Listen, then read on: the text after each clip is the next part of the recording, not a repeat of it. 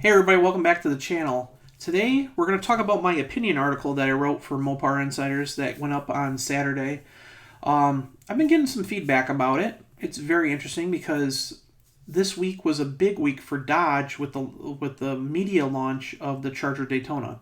It's been kind of mixed emotions with it. People hate that it's an EV. A few people that went to the media launch had issues with it, meaning like certain software issues and stuff like that, which weren't good for obviously the marketing team. But for me, I actually got to drive this car not at the media launch, but I actually got to drive it around the street in Metro Detroit. I've said this a couple times on here. I want to talk about it again. That car drove really nice. I was really impressed with the overall dynamics of the car. The styling looks super sharp on the outside. The interior is a huge improvement. There's it's not perfect by any means. Like, I hate the haptic touch buttons that they're doing. I hate that. There's some stuff like the turn signal stalk that's really plasticky, which I didn't like. But overall, that car is super, super nice, and the driving dynamics are really good. There were some issues, like I said, with certain things in the car. Software-wise, the car I drove had an update the day before, so they didn't have really any issues except for the fact that eco mode wouldn't work. So that was kind of interesting. It would work in snow and wet mode when you touch it on the screen. So who knows? But other than that, driving-wise, it was a really nice car. And the thing that made me really think about when I was driving that car was that Chrysler needs to take and bring their version of that car back, like of the 300 on this new platform. So, as everybody knows on this YouTube channel, I bought a 2023 Chrysler 300C. Absolutely love that car. I got rid of it mainly because I didn't have time to drive it. I was just busy and I was paying up the wazoo for it. And I thought, I'll just get rid of it. And now I got a 1979 Chrysler 300 sitting in my garage. But the whole thing is, I've been a huge passionate Chrysler person. The brand itself has struggled for a long time, for like the last few years. The 300 didn't have any marketing behind it after 2018, none whatsoever. There wasn't one commercial put out from Chrysler after 2018 for the car. Everything's been minivan focused. The minivan market's a niche, like a special niche, and not many people want a minivan. They rather have a crossover, just for the fact that you get that soccer mom status. But we heard that Christine Fuel was talking this past, earlier this it was like late last month. She was at the LA Auto Show, and she was talking about the future changes. So, like, we heard that there's the STLA Large crossover that's coming that's going to be built in Windsor. It's unnamed yet. It's supposed to be based on what the airflow was. We're going to see a different body on it, but what I've been told is pretty much structure, like everything underneath the skin is the same. But they've pushed it back a little bit. So we're not going to see it until like the end of like maybe 2025, if not into early 2026, unfortunately. So that's kind of a concern. But we're seeing, like, originally the plans were for the Pacifica to be the lone model for 18 months. But what we've seen them do is they've continued to build the Pacifica as the Grand Caravan, as a budget model. So we got the Grand Caravan, which is actually a Pacifica that's from before the refresh from 2021. That's like a budget-friendly car vehicle. And then we got the Voyager, which is the same exact thing as the Grand Caravan. It's just badged as a Voyager in the U.S. So the difference is they brought the Voyager back to the normal retail market because after 2022, it became fleet only. So, but that's only one model. It's like one trim level. There's hardly any options on it. But it's just minivan stuff. And the brand still, whether people think that it's dying or not, the minivan sales are still pretty solid, to the point where they outsell several of Stellantis' European brands, like by huge numbers. So while people think that Chrysler's doomed, it's not. Chrysler still sells, even with technically one minivan vehicle, they still outsell some of the more prominent brands in Europe. But the one thing was, after I drove this Charger Daytona, I just thought, man, the driving dynamics on this car is so good. Like, it was really good. I was really impressed with it. And like I said, I didn't have many issues with the car. minus like some of the like a few of the things I really didn't like. And I'm not an EV person, and I was really bummed out to hear that Chrysler was going to an all EV like setup for their portfolio for their brand. But with all the changes we've been seeing lately, it might change. We see a huge pushback from EVs in the U.S. And I think by going EV, like solid EV, going forward, it would be like doomsday to the lineup. But what Christine Fuel said in LA was very interesting. She said that they're going to continue with the Pacifica and the Pacifica Hybrid with a refresh for 2026. But then they're going to introduce, like I said, an all-electric minivan. And that was their plan. But there was nothing she said. She said something last year about how she sees passenger cars as the future, especially for electric vehicles. But there's nothing been said about a 300 successor. And we've seen that Chrysler, during the EV Day 2021 presentation, kind of teased the Chrysler vehicle. And it looked pretty sleek. It was a four-door, and it looked like it was obviously an all-electric vehicle because it had complete underbody cladding to help make it more aerodynamic. But it was a sleek, basic hatchback design, kind of like how the Charger is. So after driving the Charger, I just realized, this platform and being a passenger car, it's so much more advanced than the car that we've had for 20 years, meaning on the way it feels and how it turns and stuff. I mean, the turnability in this car, the handling of this car is actually pretty good compared to the big boats that we had before. Now, mind you, I was driving a battery electric vehicle, so the chassis, the weight is down low in the car. You might have read that people were saying, it didn't handle that well. I thought it handled fine. I mean, mind you, most of those people that are automotive journalists don't have a normal Chrysler 300 or a Dodge Charger or a Dodge Challenger from the last series of vehicles. So compared to how I felt the handling was, I thought it was very good. But the interesting thing is as a person who is kind of anti-EV. I just don't see it. I don't like the fact that it's more expensive. I don't like the fact that we have a limited infrastructure to charge. I don't like the inconvenience.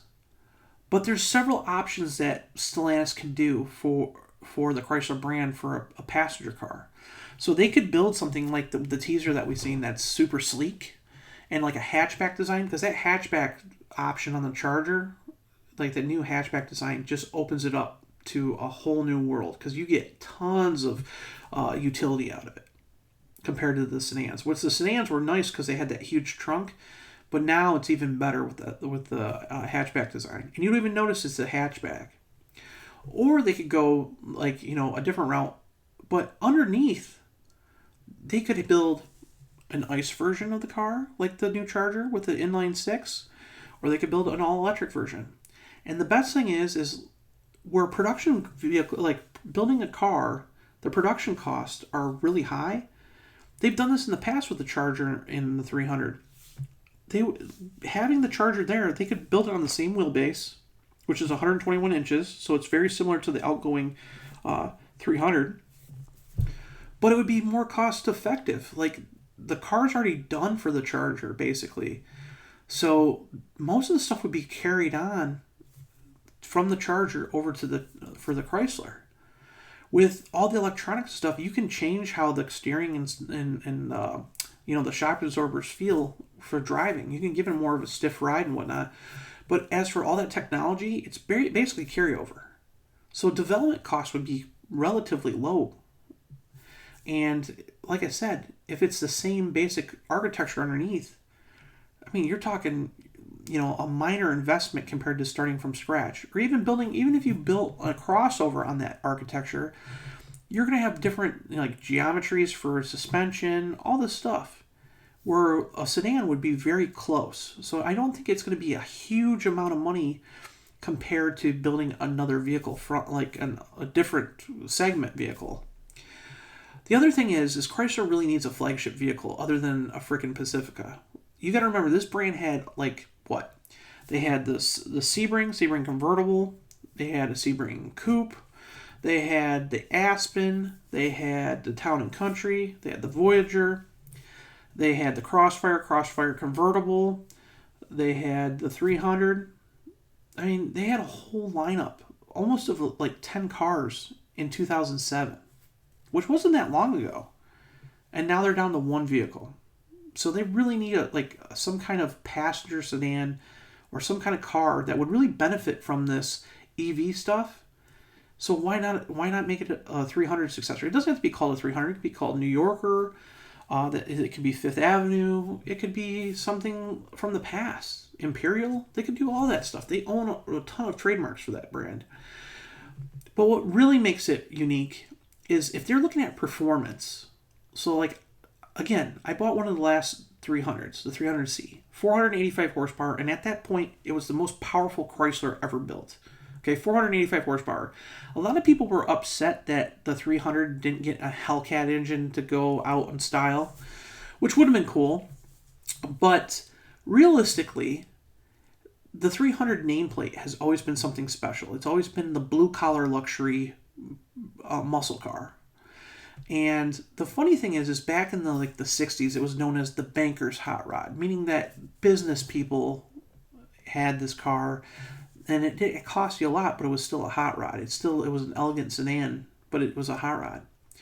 So with this new architecture, they could do something really cool, especially with all the technology that's in the new Charger. Like if you go in and look at the touch screens and stuff, it wouldn't take much to change it around, adding different kind of add wood or carbon fiber or something different to it, just to change it up to make it look really sporty yet very luxurious, and make it so the cars don't really walk on top of each other.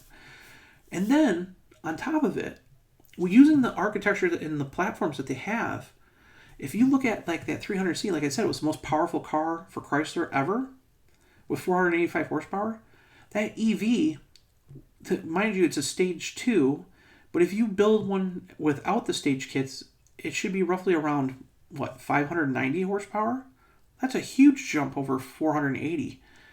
So if you got an EV with a really good setup for performance-wise, it would by far be the fastest, best performing Chrysler production car ever. And it wouldn't take much.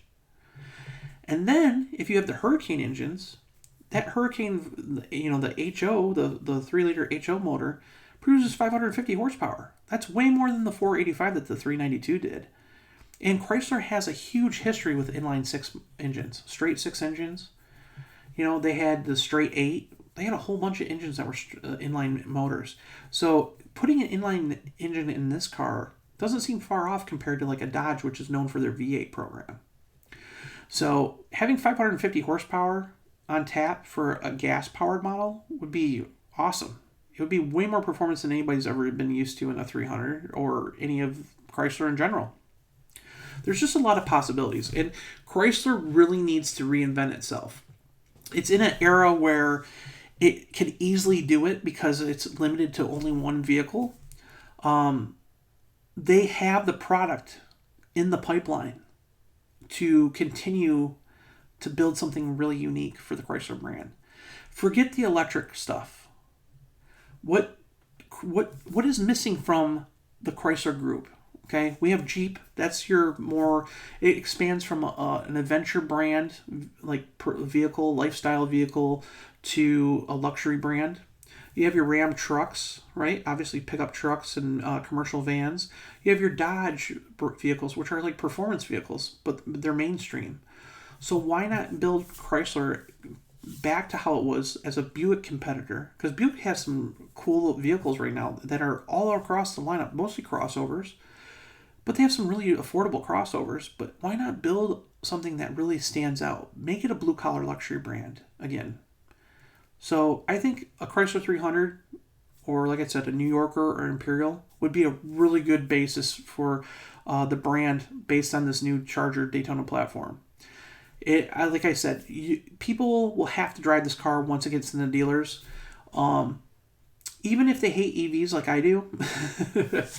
I'm the thing that this EV did was made me really, really excited for the 6-pack model.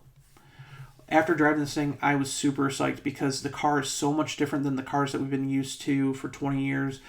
The interior, how it's laid out, how it drives. It just, even like I said, even though it's a 6,000 pound EV, it drives so much better than our outgoing cars.